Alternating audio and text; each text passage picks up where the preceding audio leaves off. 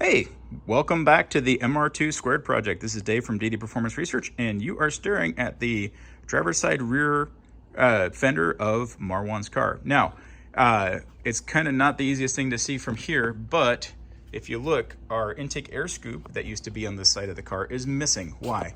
Well, this fender actually interferes with it.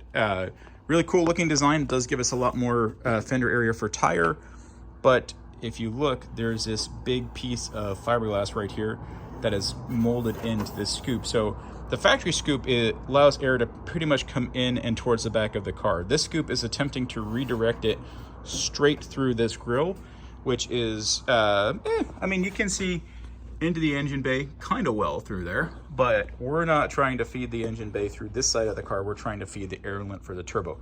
So we are going to modify this piece of material. We're going to get rid of that grill. We're going to cut this away to allow the air to come in and back.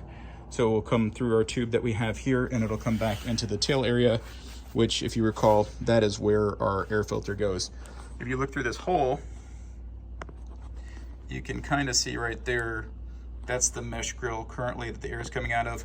We'll take another one of these videos once we're done modifying that, and we should see a much larger chunk of daylight through there, and that should allow us to get a much more direct air feed to our filter for the turbo's cold air inlet. Thanks. Have a good day.